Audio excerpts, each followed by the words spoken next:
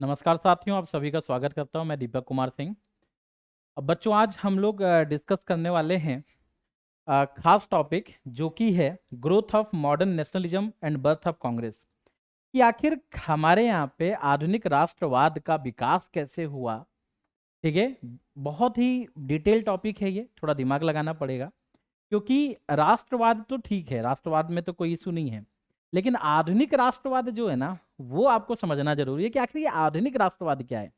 ठीक है, और उसके अलावा देखेंगे कि कांग्रेस का गठन कैसे हुआ। तो एक राष्ट्रवाद की जो शुरुआत है और कांग्रेस का गठन है, ये दोनों आपस में काफी मिला जुला टॉपिक है।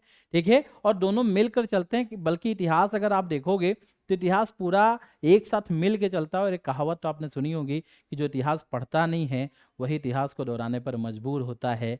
अगर हम अपने इतिहास से सीख जाते हैं तो आगे आने वाले समय में गलतियां नहीं करते हैं। ये एक ऐसा सब्जेक्ट है जिस सब्जेक्ट से आप अपनी मानसिक योग्यता को, अपने नॉलेज मतलब अपने ज्ञान के भंडार को इस कदर बढ़ाते हो कि आने वाले समय में आप किसी भी क्षेत्र में बहुत अच्छा कार्य कर सकते हो। ठीक है, तो देखेंगे बच्चों, यहाँ पे सबसे पहले टॉपिक को स्टार्ट करते हैं हम लोग।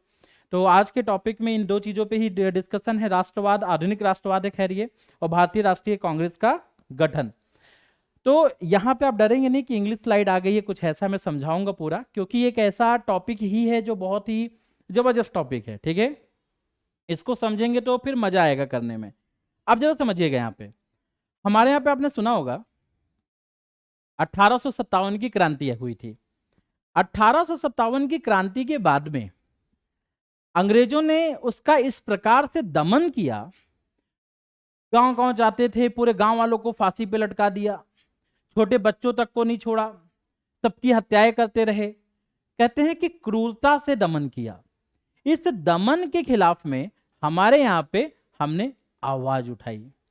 जब हमारे यहाँ पे आवाज उठाई तो वो समय था जब भारत में क्राउन आ चुका था, और क्राउन के खिलाफ में हमारे यहाँ पे शिक्षा को लेकर कुछ लोग आए थे। जो शिक्षित वर्ग था वह भी हमारे यहाँ पे राष्ट्रवाद के लिए कार्य करेगा।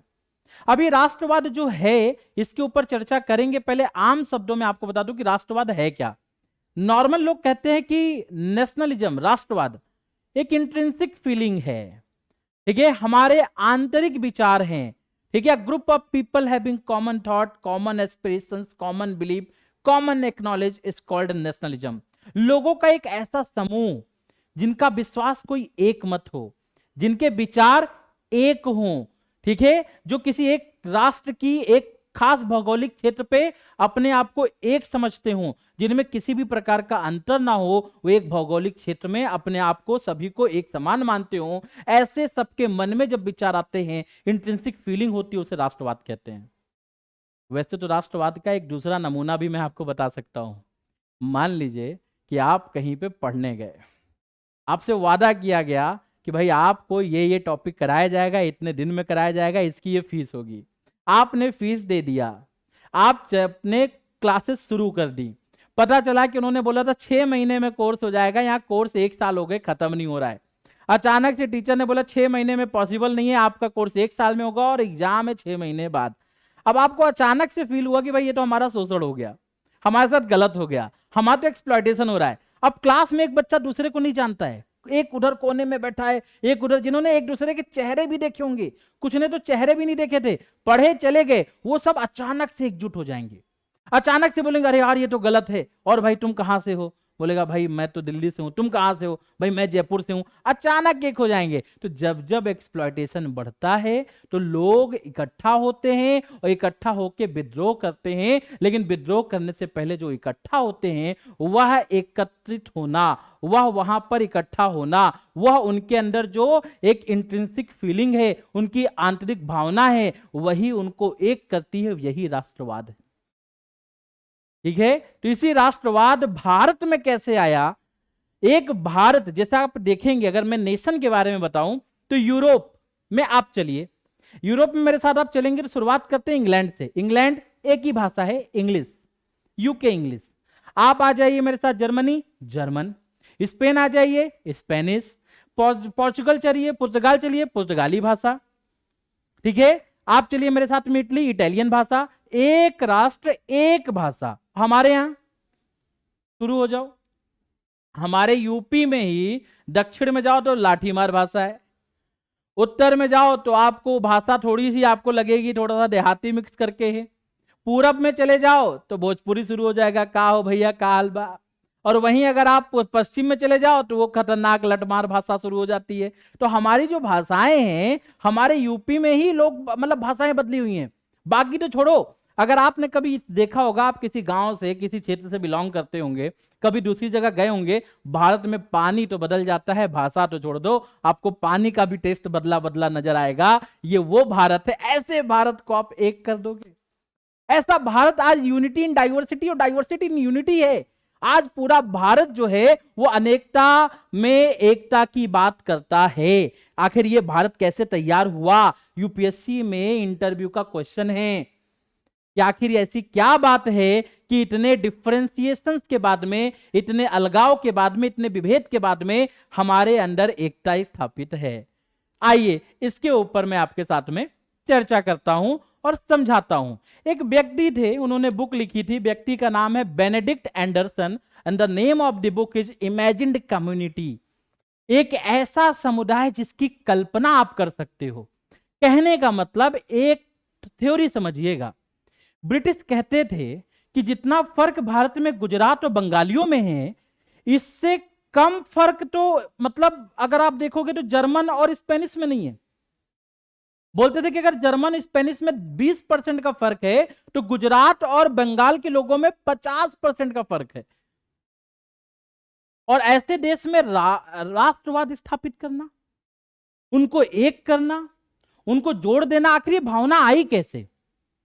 तो बेनेडिक्ट एंडरसन कहते हैं कि ऐसे देश की कल्पना जो है वह एक इमेजिन्ड कम्युनिटी नाम की अपनी बुक में कहते हैं कि ऐसे देशों में लोग प्रिंट कैपिटलिज्म, ठीक है, print media capitalism, reformation, administrative reform, इनकी मदद से उनके यहां पे खास विचार आता है राष्ट्रवाद, और यही राष्ट्रवाद उनको बेनिफिशियल होता है, और यही nation state as a imagined community यहां पे स्थापित होती है। कैसे? अभी आपको जानना पड़ेगा, ठीक है? कैसे जानना पड़ेगा मैं आपको बताता हूं। देखिए समझिए, मैं आपको 2 मिनट के लिए यहीं पे इसी पेज पे आपको एक मैप बना के समझाता हूं, ठीक है? ये मान लीजिए कि मैं आपको भारत का एक मैप बना रहा हूं, ठीक है? जी हाँ, ये जो भारत का मैंने आपको मैप बना के दिया, इस मैप से आप थोड़ा सा कोरिलेट करेंगे तो आपको पूरी की पूरी विचारधारा समझ में आ जाएगी। देखेंगे बच्चों, ये हमारा भारत का मैप है। अब इस मैप में अगर आप देखेंगे, थोड़ा सा मैं इसको कलर चेंज कर लेता हूँ, शायद आपको व्हाइट पे उतनी विजिबिलिटी ना आए, इसलिए मैं इसको रेड कलर में कर देता हूँ एक बार। तो ये हमारा भारत है, ठीक है? 2 मिनट लगेंगे बस।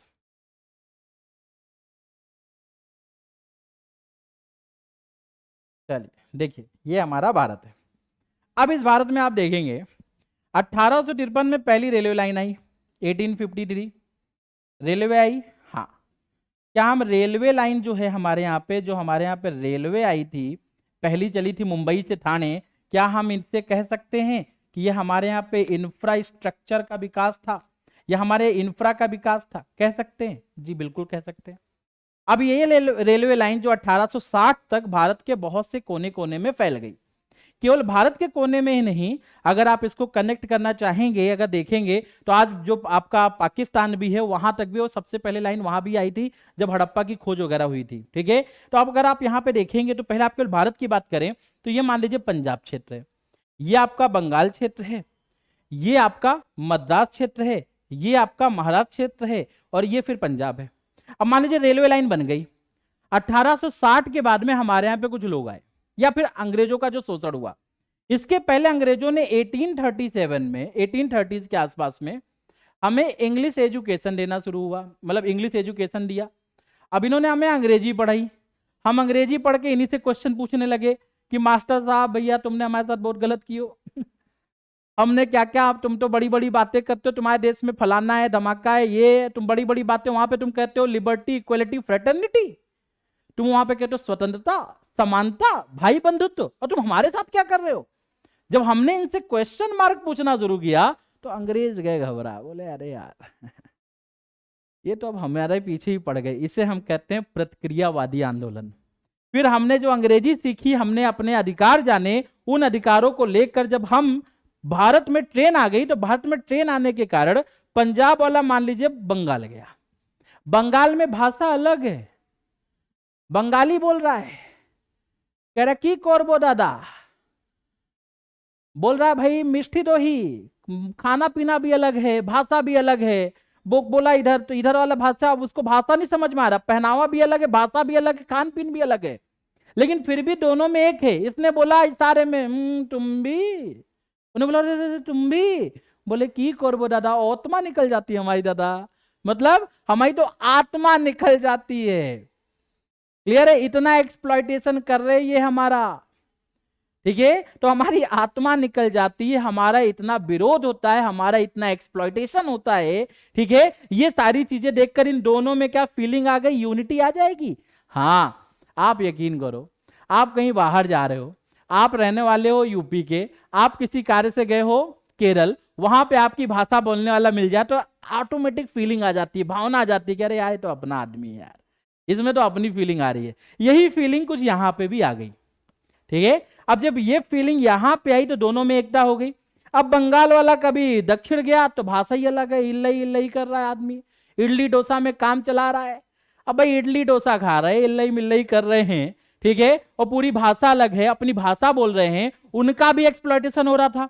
तो दक्षिण वाले भी उत्तर वालों से कनेक्ट कर पाए।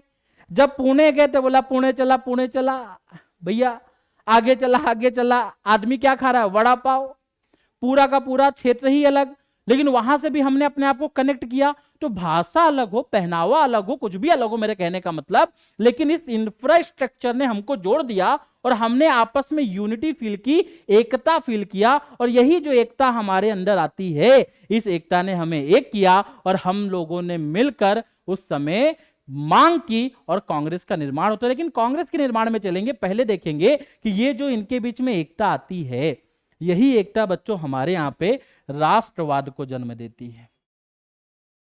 ठीक है बच्चों, यही हमारे यहां पे किसको जन्म देती है, राष्ट्रवाद, nationalism. Clear? Are you getting my point? तो देखिए हमने क्या क्या देखा, रेलवे इंफ्रा आया, ठीक है, रेलवे के अलावा हमारे यहां पे देखा लोगों को पर्चे बांटे गए, प्रिंट मीडिया दिया गया, लोगों को अवेयर किया गया, न्यूज़पेपर अखबार छापे गए, पत्रिकाएं बांटी गई, उससे भी कनेक्ट हो पाए, उससे भी हम जुड़ पाए, ठीक है। इस प्रकार से बेनेडिक्ट एंडरसन कहते हैं कि ये लोगों की मस्तिष्क में बनाया गया देश है। हम एक क्यों फील करते इतना अलग होने के कारण, क्योंकि हमारी मस्तिष्क में हम शुरुआत से एक हैं।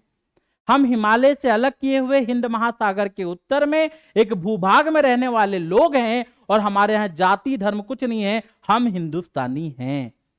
ये भावना हमारे अंदर कब आई, ये इमेजिन्ड कम्युनिटी है, हमारी मानसिकता है, ये हमारी मानसिकता है जो दर्शाती है, ये हमारी मानसिकता है जो हमें एक करके रखती है, और यही मानसिकता आगे अर्थव्यवस्था के कारण हमें और एक करती है। जैसे जब हमारे यहाँ पे महाराष्ट्र वाला भाई या गुजरात वाला भाई कॉटन देगा तो वहां कॉटन जाएगा, जम्मू कश्मीर वाला भाई एप्पल देगा, हिमाचल वाला तो एप्पल आएगा, केरल और दक्षिण से नारियल आएंगे। हम आर्थिक रूप से एक दूसरे पर निर्भर हैं, और अगर हम अलग हो गए तो हम टूट जाएंगे, बिखर जाएंगे, हम अलग हो ही नहीं सकते, क्योंकि हमारी अर्थव्यवस्था एक दूसरे पे। बनारस की साड़ियां पूरे भारत में लोग पहनते, कांचीवरम के कपड़े पूरे भारत में लोग पहनते, ये सारी चीजें हैं। चंदेरी महेश्वर की साड़ियां लोग ले जाते हैं, नाम है। हमारा कल्चर जितना मजबूत होगा, हमारे अंदर यूनिटी उतनी अच्छी होगी, ठीक है। तो इस प्रकार से हमारे अंदर एक एकता की भावना आती है। लेकिन ये तो रही बात जनरल किसकी, राष्ट्रवाद की। अब क्वेश्चन आता है कि भाई राष्ट्रवाद जो आधुनिक है उसकी शुरुआत बताइए। तो आधुनिक राष्ट्रवाद को समझने के लिए आपको मेरे साथ में थोड़ी दूर चलना पड़ेगा, थोड़ी दूर क्या, बहुत दूर, यूरोप। और अब हम चल रहे हैं यूरोप में। यूरोप में हम बात करेंगे आधुनिक राष्ट्रवाद की, ठीक है बच्चों। तो आधुनिक राष्ट्रवाद जो हम यूरोप में डिस्कस करने वाले हैं, थोड़ा देखेंगे। यूरोप में एक देश जो फ्रांस था, वहां पे एक खास चीज, एक खास विचारधारा पनप रही थी, यह बहुत ज्यादा हावी थी, जिसे कहते हैं सामंतवाद। सामंतवाद मतलब आप समझते हैं, फ्यूडलिज्म, ठीक है। फ्यूडलिज्म मतलब church was the head of the society. जो चर्च है वो समाज का सबसे सुपीरियर भाग है। चर्च के बाद राजा है, राजा के बाद में उसकी सेना है, उसके करीबी लोग हैं, फिर व्यापारी वर्ग है, फिर किसान वर्ग है, और राजा जो है, चर्च जो है, वो और राजा ये इंजॉय कर रहे हैं और सारा टैक्स देते थे निचले क्रम के लोग। इन्होंने विद्रोह कर दिया, इन्होंने बोला हमें अधिकार चाहिए, इन्होंने अब एक समानता की बात की। तो देखेंगे सामंतवाद के खिलाफ में फ्रांस की क्रांति होती है। फ्रांस की क्रांति जब हुई तो उसके पहले फ्रांस में अगर आप देखेंगे तो 3 तरीके के स्टेट थे। सबसे ऊपर कौन था? चर्च। ठीक है, चर्च के बाद में देखेंगे राजा और राजा के जो रिश्तेदार थे, ठीक है, राजा का जो परिवार था, जान पहचान के लोगों। फिर नीचे आम लोग, कॉमन, आम लोग, आम जन। ठीक है, अब आम जन को देना होता था टैक्स, ये देंगे कर, टैक्स। ये जो 2 वर्ग हैं ये करेंगे एंजॉय। ठीक है बेटा, मतलब ये भाई साहब आनंद लेते थे, पैसा केवल यही देता था, इनके पैसे पे ये जीते थे। ठीक है, अब क्या होता था कि राजा के पास जाता था, राजा में से बहुत सारा भाग चर्च के पास जाता था। इतना था बच्चों कि चर्च अगर बोल दे राजा कुछ गलत करके आया है और कभी चर्च से पूछता था कि फादर मैंने आज मुझसे ये गलती हो गई, तो चर्च कहता था इतनी जमीन डोनेट कर दो, मामला खत्म, तुम्हारे सारे पाप मुक्त। ठीक है, अब भाई साहब देख रहे हो चर्च के पास में आधिपत्य, अधिकार, और यही चर्च, यही जो हायरार्की है, यही फ्रांस में लोगों का शोषण कर रही थी। लोगों ने बोला नहीं, हम पहले एक हों, भाईचारा आया। फिर फ्रांस के आम लोगों ने क्या बोला? हम सब में समानता होनी चाहिए, कोई भेदभाव नहीं, चर्च और राजा क्यों एंजॉय करें हमारे कर पर। और फिर इन्होंने बोला हमें उसके लिए चाहिए स्वतंत्रता। तो फ्रांस की क्रांति ने हमारे यहां पे 3 चीजें दी, लिबर्टी स्वतंत्रता, समानता इक्वलिटी, और बंधुत्व भाईचारा फ्रेटर्निटी। यही वो 3 चीजें जिसके आधार पर संविधान बनता है। ये संविधान के आधार हैं, ये आधुनिक मूल्य हैं। ये आधुनिक मूल्य जब कहां पे आए? फ्रांस में आए, यूरोप में आए। फ्रांस में आए, फ्रांस से यूरोप में फैल गए। जब यही आधुनिक मूल्य पूरे यूरोप में फैले तो देखिए यहां पे 2 क्रांतियां होती हैं।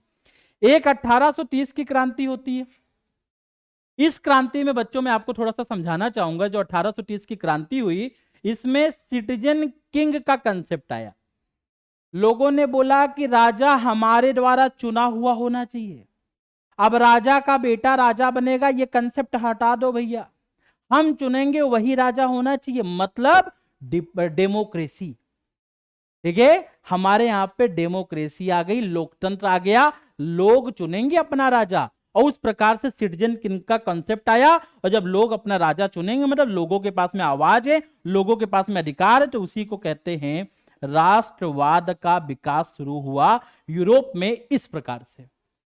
एट द सेम टाइम 18 साल बाद जब ये प्रक्रिया चल रही थी, राष्ट्रवाद का विकास, यूरोप के लोग इसका दमन कर सकते थे, लेकिन 1848 में भाई साहब बाबा आ गए। कौन बाबा? कार्ल मार्क्स बाबा। बाबा क्या कहते हैं? बाबा कहते हैं कि भाई देखो दुनिया के मजदूरों एक हो, पूंजीवाद को जड़ से उखाड़ के फेंकेंगे, पूंजीवाद का अंत कर देंगे। ये आप मेरी इकोनॉमी के पहले लेक्चर में कर सकते हैं। ठीक है, उन्होंने पूंजीवाद का अंत कर देंगे, दुनिया के मजदूरों एक हो, समाजवाद का विकास। 1848 की क्रांति, कार्ल मार्क्स ने बोला दुनिया के मजदूरों एक हो, कार्ल मार्क्स ने सोशलिज्म मतलब समाजवाद का विकास किया। किसके खिलाफ में? पूंजीवाद के खिलाफ में। क्या वहां पे जो देश थे पूंजीवादी या फिर सामंतवाद? ठीक है, सामंतवाद या पूंजीवाद पे एक चोट थी, क्या? समाजवाद, जो आम लोगों की बात करेगा। जब ये विकसित हुआ तो ये टेंशन में आए। इन्होंने बोला अब क्या करें, अब 2 ही रास्ते हैं, एक तरफ कुआं है, एक तरफ खाई है, खाई में जाएंगे पता ही नहीं चलेगा, कुआं में चलो बच ही लेते हैं।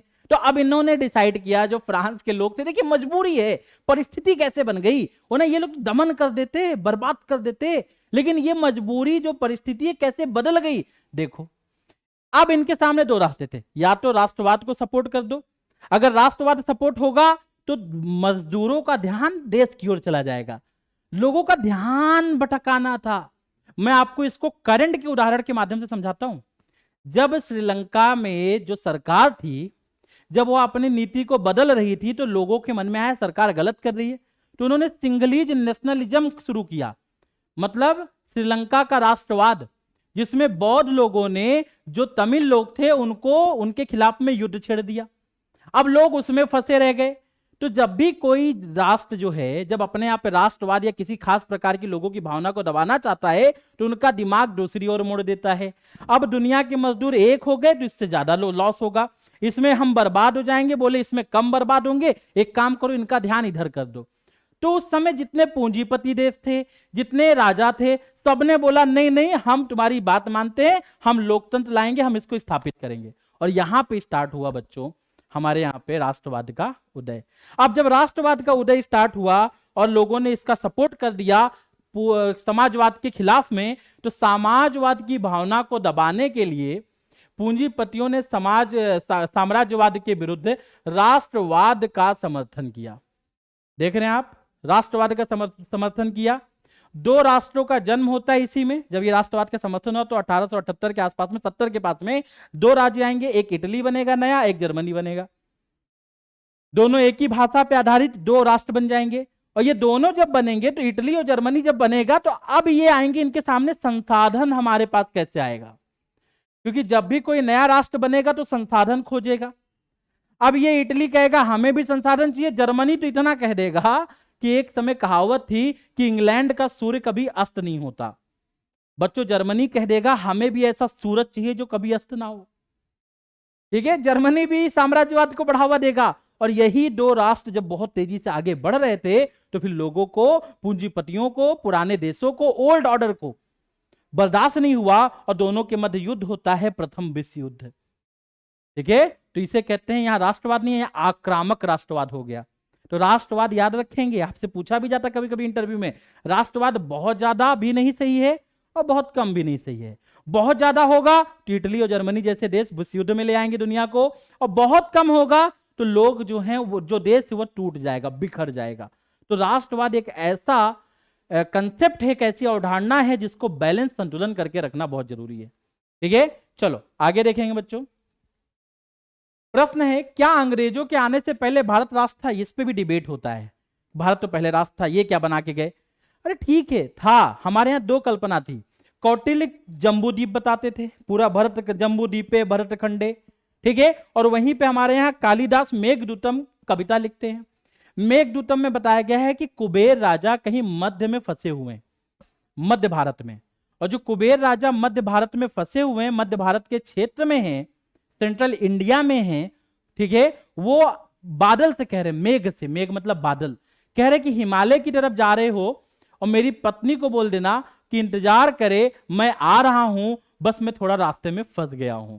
बताइए, ये कविता के माध्यम से, मैंने आपको अपने शब्द में समझाए, ये कविता है। इसका मतलब उस समय हमारे कालिदास को भी मालूम था कि कहां पे दक्षिण भारत है, कहां कुछ है। बादल की पूरी दिशा से बता दिया कि विंध्याचल से बादल हिमालय की ओर जा रहा है। कितना अच्छा प्रसंग है, सुनेंगे तो इतना मजा आएगा जब आप पढ़ेंगे। तो इस प्रकार से हमारे यहाँ कंसेप्ट तो था, भौगोलिक क्षेत्र तो था, विचार तो था, हम कल्चर, हम संस्कृति से जुड़े हुए थे।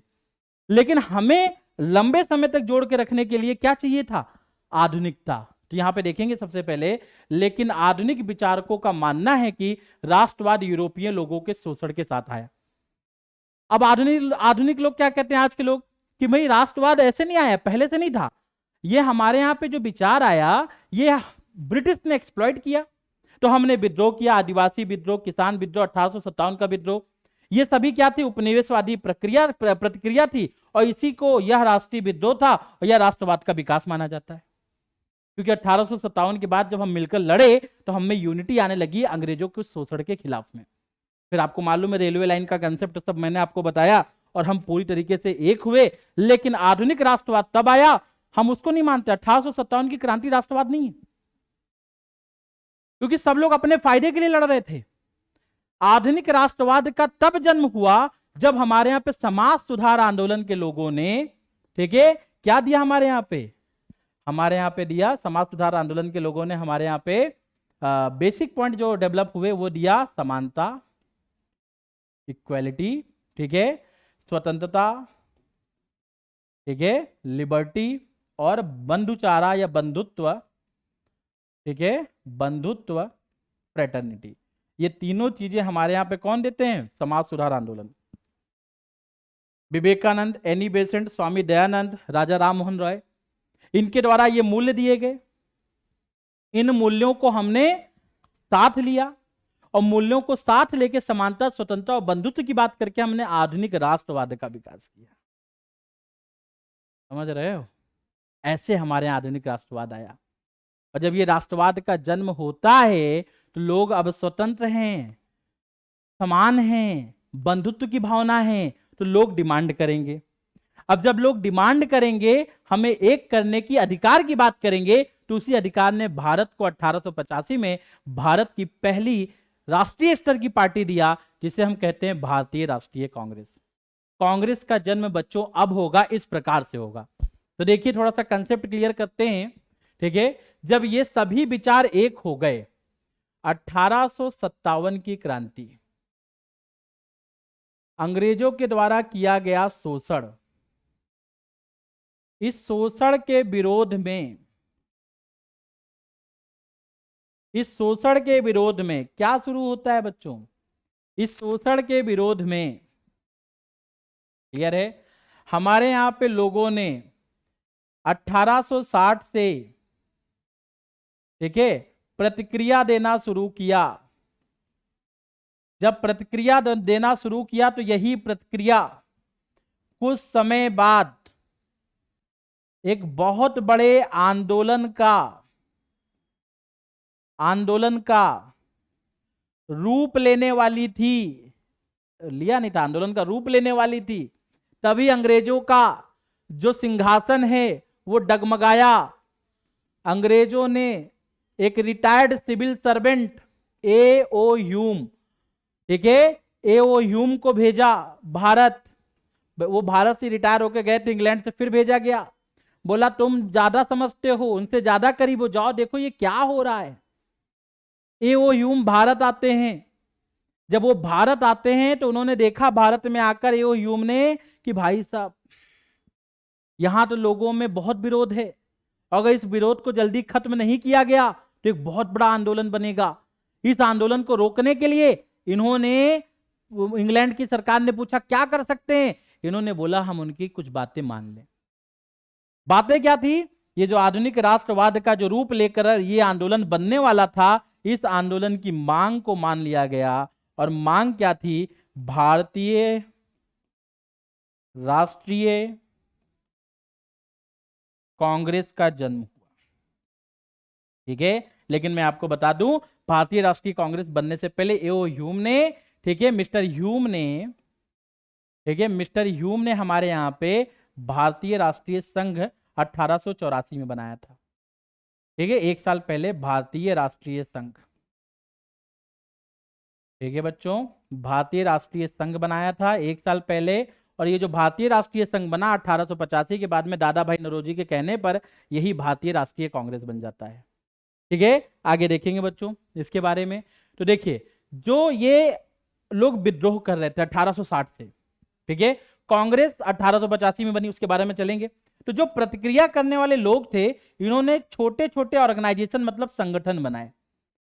मुख्य रूप से उस समय 16 संगठन थे, जिनमें से 5 के बारे में हम जानकारी लेंगे जो मुख्य थे, जिनके ऊपर क्वेश्चन आता है। ईस्ट इंडिया एसोसिएशन, लंदन में था इसका ऑफिस। इसके हेड दादा भाई नौरोजी थे, पारसी परिवार से थे। इंडियन एसोसिएशन, सुरेंद्र नाथ बनर्जी थे, आनंद मोहन बोस थे। पूना सार्वजनिक सभा, जस्टिस M.G. रनाडे थे। मद्रास महाजन सभा, M. बीरा राघवचारी, G. सुब्रमण्यम अय्यर और आनंद चार्लू थे। Bombay presidency association, Firoz Shah Mehta, K.T. Telang और बदरुद्दीन तैयब जी थे। इतने लोगों ने मिलके ये ऑर्गेनाइजेशन, संगठन बनाए जो कांग्रेस के पूर्ववर्ती हैं। और यही सभी संगठन बच्चों, ठीक है, आप देखेंगे 1885 में देखिए लिखा हुआ है, भारतीय राष्ट्रीय कांग्रेस की स्थापना संभवतः अंग्रेजी सरकार के आशीर्वाद से अवकाश प्राप्त और अधिकारी एलन ऑक्टेवियन ह्यूम ने 1885 में की थी। ह्यूम ने 1884 में भारतीय राष्ट्रीय संघ की स्थापना की, जिसका प्रथम अधिवेशन 28 दिसंबर 1885 को हुआ, बंबई के गोकुलदास तेजपाल हॉल में, जो कि एक संस्कृत विश्वविद्यालय का हॉल था दूसरी मंजिल पे। यहीं पर इसी सम्मेलन में भारतीय राष्ट्रीय कांग्रेस जो है उसकी स्थापना होती है, और इसी सम्मेलन में दादा भाई नौरोजी के सुझाव पर भारतीय राष्ट्रीय संघ का नाम बदलकर भारतीय राष्ट्रीय कांग्रेस कर दिया गया। तो भारतीय राष्ट्रीय संघ की जगह भारतीय राष्ट्रीय कांग्रेस की स्थापना यहां पर देखने को मिलती है। भारतीय राष्ट्रीय कांग्रेस का पहला अध्यक्ष होने का गौरव व्योमेश चंद्र बनर्जी को जाता है। WC बनर्जी, व्योमेश चंद्र बनर्जी जो हैं वो कांग्रेस के पहले जो कहते हैं कि क्या कहते हैं अध्यक्ष थे, ठीक है, भारतीय राष्ट्रीय कांग्रेस के। जब इसका अधिवेशन हुआ था 1885 में 28 दिसंबर को बॉम्बे में। क्लियर हुआ यहां तक? आगे देखेंगे, कांग्रेस के प्रथम बंबई अधिवेशन में कुल 72 सदस्यों ने हिस्सा लिया था, ठीक है। पहले में 72 सदस्य थे, जिनमें से कुछ नाम बहुत प्रमुख हैं। दादा भाई नौरोजी, फिरोज शाह मेहता, दीनसा एडलची वाचा, ठीक है, काशीनाथ तेलंग, बी राघवाचारी, AG चंद्रवारकर और S सुब्रमण्यम अय्यर। एक बात याद रखेंगे, पूछ लिया जाता है कि हमारे यहाँ के सुरेंद्र नाथ जो बनर्जी थे, ठीक है, हाँ थोड़ा सा ध्यान देंगे बच्चों, सुरेंद्र नाथ बनर्जी, क्लियर है बच्चों, ये जो थे ये कांग्रेस के अधिवेशन में शामिल नहीं थे, ठीक है। जी हाँ, कांग्रेस के अधिवेशन में यह शामिल नहीं थे सुरेंद्र नाथ बनर्जी। इस बात के बारे में जानकारी रखेंगे। इसके अलावा भारतीय राष्ट्रीय संघ, जिसका अधिवेशन पुणे में आयोजित होना था, लेकिन वहां पर अकाल पड़ गया, सूखा पड़ गया, इसीलिए यह बंबई में हुआ। तो याद रखेंगे, पहले पुणे में हुआ था, बंबई में हुआ। भारतीय राष्ट्रीय संघ की स्थापना की थी, ठीक है, 84 में। इसी को बाद में 85 में क्या कर दिया गया, क्या कहते हैं, भारतीय राष्ट्रीय कांग्रेस। अब देखेंगे यहाँ पे बच्चों, कांग्रेस का जो दूसरा अधिवेशन हुआ था, सेकेंड सेशन हुआ था, कलकत्ता में हुआ था, ठीक है। दूसरा अधिवेशन कलकत्ता में हुआ, जिसमें 434 लोग थे। और कलकत्ता में जो अधिवेशन हुआ, इसके अध्यक्ष थे दादा भाई नौरोजी, दादा भाई नौरोजी, ठीक है, इसके अध्यक्ष थे। तीसरा अधिवेशन मद्रास में हुआ, थर्ड वाला मद्रास में हुआ, जिसमें 607 लोग थे, क्लियर है। और मद्रास में इसके अध्यक्ष थे बदरुद्दीन तैयब जी, ठीक है, बदरुद्दीन तैयब जी, ठीक है, बदरुद्दीन तैयब जी। क्लियर लिख देता हूं ना, समझ में नहीं आएगा आप लोगों को, ठीक है। जी हाँ, तैयब जी। अब ये मुस्लिम थे, ये कांग्रेस के प्रथम मुस्लिम अध्यक्ष। दादा भाई नौरोजी पारसी थे। और फिर जब कांग्रेस का अगला सेशन इलाहाबाद में होता है, चौथा, ठीक है, जिसमें सदस्यों की संख्या 1248 थी बच्चों, इसमें जो अध्यक्ष थे वो थे जॉर्ज यूल, जो कि ब्रिटिश थे, मतलब कहने का मतलब अंग्रेज थे, सॉरी, ठीक है। तो ये पहले अंग्रेज अध्यक्ष थे, बदरुद्दीन तैयब जी पहले मुस्लिम अध्यक्ष थे, ठीक है। उसके अलावा अगर आप देखेंगे तो दादा भाई नौरोजी पहले पारसी अध्यक्ष थे एक हिसाब से, ठीक है, grand old man of India इनको बोला जाता था, बहुत सम्मान है। इसी के बाद अगर आप देखेंगे कांग्रेस के सेशन में ही, ठीक है, तो आगे चलकर 1917 में एनी बेसेंट बनती है प्रथम महिला अध्यक्ष। प्रथम भारतीय महिला अध्यक्ष जो है सरोजिनी नायडू बनती हैं 1925 में, और गांधी जी इसके अध्यक्ष बने थे 1924 में बेलगाम में, ठीक है। तो इस प्रकार से आप समझ सकते हैं कि कांग्रेस कितने अध्यक्ष रहे। इस प्रकार से कांग्रेस जो है वह अपनी सत्ता में आता है, कांग्रेस का गठन होता है। और जब कांग्रेस का गठन होता है बच्चों, तो यहां पर उसको लेकर दो विवाद हैं, ठीक है। एक विवाद है सुरक्षा वाल्व, और एक विवाद है तड़ित चालक। तड़ित चालक को इंग्लिश में लाइटनिंग कंडक्टर, और इसे हम सेफ्टी वाल्व कहते हैं। अब ये विवाद क्या है, थोड़ा सा देख लीजिए, डिस्कशन कर लीजिए, मजा आ जाएगा आपको। सुरक्षा वाल्व मतलब सेफ्टी वाल्व क्या है, आपने कभी फुटबॉल देखा हो, उसमें अगर आप एक तरफ से एयर भरते हैं तो दूसरी तरफ एक वाल्व होता है, ज्यादा एयर भरने से फुटबॉल दगे ना तो उसमें एयर निकल जाती है। कुकर का ढक्कन देखा हो, जब अगर सीटी से धुआं नहीं निकल रहा, प्रेशर नहीं निकल रहा, तो कुकर का ढक्कन जो उसके नीचे जो उसके जो हैंडल होता है उसके नीचे आप देखेंगे एक वाल्व लगा होता है, सेफ्टी वाल्व है, ताकि वो दगने से बचा दिया जाए, दगने से उसको रोक दिया जाए। तो बच्चों हमारे यहाँ पे सुरक्षा वाल्व जो है इसे अंग्रेज अधिकारियों ने नाम दिया, ठीक है, या अंग्रेज अधिकारियों की तरफ से इसके लिए क्या बोला गया, या एओह्यूम, ये सुरक्षा वाल्व है। क्यों? क्योंकि जो एक बहुत बड़ा आंदोलन हो रहा था, ठीक है, ये जो आंदोलन होने वाला था, इस आंदोलन को हमने क्या कर दिया, इस आंदोलन को हमने रोक दिया। मतलब इस आंदोलन को रोकने के लिए ठीक है, हमारे यहाँ पे जो कांग्रेस है, ठीक है, कहने का मतलब जो अंग्रेज हैं, उन्होंने इस आंदोलन को रोकने के लिए इनकी बातें क्या कर ली, स्वीकार कर ली, इनकी बातों को स्वीकार कर लिया, एक्सेप्ट कर लिया और इनको भारतीय राष्ट्रीय कांग्रेस बना के दे दिया। सेकेंड है तड़ित चालक, लाइटनिंग कंडक्टर। आप में से कई बच्चों को नहीं मालूम होगा कि ये क्या है। आपने देखो बिल्डिंग के ऊपर एक रॉड लगी होती है, कभी बिजली गिरे तो बिजली से बिल्डिंग को नुकसान ना हो, वह बिजली जो गिरती है आसमान से उसको दूर फेंक देता है, उससे बिल्डिंग को नुकसान नहीं होता है। तो कांग्रेस के लोगों ने, जो कांग्रेस के लोग हैं, ठीक है, जो कांग्रेस के, ठीक है, भारतीय राष्ट्रीय कांग्रेस के सदस्य थे, उन्होंने बोला कि हमने भारतीय राष्ट्रीय कांग्रेस का प्रयोग तड़ित चालक के रूप में किया। मतलब आंदोलन पे जो सरकारी गाज गिरने वाली थी, जो सरकार का दमन होने वाला था, बिजली गिरने वाली थी, उस बिजली से बचाने के लिए हमने क्या किया, हमने इसका प्रयोग किया, तड़ित चालक के रूप में प्रयोग किया, और हमने कांग्रेस बनने पे अब इनकी मंजूरी दे के आंदोलन को स्थगित किया। क्योंकि अगर नहीं करते और कांग्रेस को एक्सेप्ट नहीं करते तो सरकार हमारा बुरी तरीके से दमन करती और फिर हम कभी भी राइज या हम कभी उद्भव या आगे बढ़ नहीं पाते। आगे देखेंगे बच्चों इसी में कि जब भारतीय राष्ट्रीय कांग्रेस बनी तो उस समय गवर्नर जनरल जो थे, वाइस रॉय, वो थे लॉर्ड डफरिन। ठीक है, ये नाम आप याद रखिएगा, लॉर्ड डफरिन जो थे, एओ ह्यूम की मदद से बनता है। लेकिन यहां पे देखेंगे भारतीय राष्ट्रीय कांग्रेस की भूमिका में राष्ट्रवाद की प्रक्रिया को स्थिर तरीके से बढ़ावा दिया गया। ठीक है, देश के राजनीतिकरण के लिए एक साझा मंच तैयार करना, एक साझा मंच तैयार किया गया। ठीक है, देश की राजनीति के लिए कि सब एक जगह इकट्ठा होकर देश के लिए और देश की मांगों के लिए अंग्रेजों के सामने, ठीक है, दबाव बनाएंगे। शिक्षित वर्ग के बीच जनमत उत्पन्न करना, जो पढ़े लिखे लोग थे उनके बीच में जनमत लाना, उनको राजनीति की ओर प्रेरित करना, ठीक है, उन्हें एकजुट करना, शीर्ष पर एक समान अखिल भारतीय नेतृत्व का विकास करना। और ये वो समय था जब अखिल भारतीय नेतृत्व की शुरुआत की गई। ठीक है, कोशिश किया गया कि अखिल भारतीय स्तर पर इसका विकास किया जाए। आई होप आपको यहां तक चीजें समझ में आ गई होंगी। क्लियर है? तो इनके बारे में डिस्कशन करेंगे, चर्चाएं करेंगे। ठीक है, हाँ, आगे देखेंगे बच्चों। यहां पे मैं आपको एक और चीज ऐड करके बताना चाहता हूं जो कि बहुत जरूरी है। वह यह जरूरी है कि 1860 में जो आंदोलन शुरू हुआ, ठीक है, इस आंदोलन की शुरुआत 1860 में हुई। मतलब आंदोलन क्या, राष्ट्रवाद की भावना। क्लियर, राष्ट्रवाद की जो भावना शुरू हुई 1860 में, इस भावना को अगर हम आगे ले जाकर देखते हैं तो 1885 में कांग्रेस की स्थापना हुई। ठीक है बच्चों, कांग्रेस की स्थापना हुई।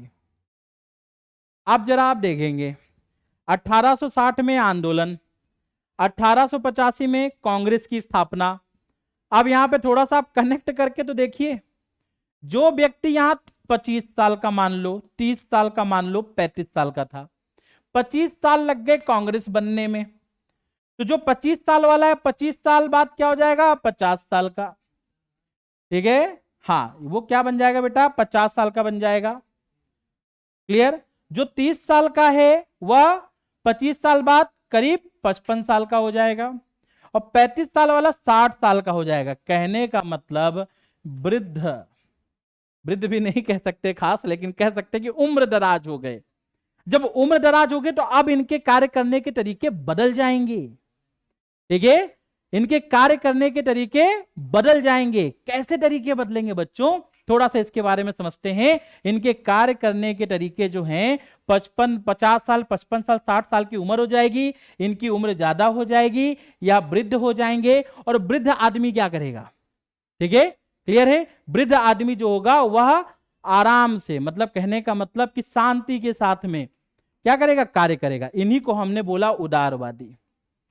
ठीक है, ये 3 काम करते थे, प्रेयर, प्रार्थना, ठीक है, क्लियर है, प्रेयर करते थे। प्रेयर के बाद में देखेंगे सेकंड बच्चों अगर, तो दूसरी चीज याचनाएं करना। ठीक है, याचना करने के अलावा, मतलब प्रार्थना करते थे, याचनाएं करते थे। और याचना के अलावा सेकंड पॉइंट जो बहुत इंपॉर्टेंट है, जिसके बारे में आपको नॉलेज होना चाहिए, सेकंड पॉइंट ये है कि याचना करना, प्रोपेगेंडा फैलाना, लोगों को बताना, सारी चीजें करना, ये सारी चीजें यहां पे थी। तो ये चिट्ठी लिखते थे ब्रिटिश के सामने कि हमारी ये मांगे मान लो। ब्रिटिश चिट्ठी नहीं रिप्लाई देता था। एक सब जहाज में भर के गए सेक्रेटरी भारत सचिव के पास, बोला हमारी चिट्ठी तुम जवाब नहीं दोगे? बोला नहीं देंगे। क्या करोगे? बोला फिर लिखेंगे। क्योंकि ये लिखने के अलावा कर ही क्या सकते थे, ये फिर लिखेंगे क्योंकि उम्र हो चुकी है। और यही उम्र का तकाजा जो है वह धीरे धीरे यह बहुत सारी मांगे करेंगे, यह मांगे असफल होंगी, लोगों में इनको लेकर उत्साह खत्म हो जाएगा और यहीं पे ये क्या हो जाएंगे? असफल हो जाएंगे। ठीक है, यहीं पे ये असफल हो जाएंगे, यहीं पे इनका कार्य जो है वह समाप्त हो जाता है। ठीक है, अब आगे देखेंगे, यहीं से उग्रवादी आए, उग्रवादी यूथ सेक्शन, नौ युवक। जब राष्ट्रवाद की भावना और ज्यादा विकसित हुई तो बंगाल में लोग एकजुट हुए और वहां से शुरू होती है उग्रवाद की शुरुआत या उग्रवादी विचारधारा की शुरुआत। ठीक है, तो फिर इसको आप कनेक्ट करके रखेंगे, इसके आगे हम लोग अगले सेशन में चर्चा करेंगे। ठीक है, और मैं हर एक चीज आपको अगले सेशन में इसके आगे की बताऊंगा। आई होप आपको समझ में आया होगा, इसलिए क्लास की जो स्ट्रेंथ मतलब जो एक ड्यूरेशन है वो कम रखी जा रही है ताकि आप हर एक टॉपिक को अच्छे से करें मेरे साथ में। एक दिन गैप करके अगले दिन आपको मेरा टॉपिक मिलेगा और अगले टॉपिक में जो भी टॉपिक होगा उसमें मैं डिटेल में उस टॉपिक के बारे में भी चर्चा करूंगा। बस आप ये जानिए कि आज का जो हमारा नॉलेज होना था वो इस बात पे होना था कि राष्ट्रवाद का विकास कैसे हुआ और भारतीय राष्ट्रीय कांग्रेस का गठन कैसे हुआ। ये दोनों टॉपिक आपको समझ में आ गए और राष्ट्रवाद ही नहीं, आधुनिक राष्ट्रवाद क्या है इस पे भी हमने चर्चा कर ली है। अब उग्रवाद आएगा, उग्रवाद के बाद में गांधी आएंगे। बोला जाता है 1885 में जो कांग्रेस की स्थापना हो गई उसे अपना लीडर, ठीक है, अपना जो कहते हैं कि प्रमुख या राष्ट्रीय स्तर पे जो उसका नेतृत्व करता है वो गांधी मिलेंगे 1920 में। गांधी आ तो भारत 9 जनवरी 1915 को जाएंगे, लेकिन पहले 4-5 साल वो पूरे भारत में घूमेंगे, 3 आंदोलन करेंगे, चंपारण सत्याग्रह, अहमदाबाद मिल, खेड़ा आंदोलन। फिर आएंगे 1920 में वह कांग्रेस को सक्रिय रूप से ज्वाइन करेंगे और फिर कांग्रेस का प्रचार प्रसार करने की बात करेंगे।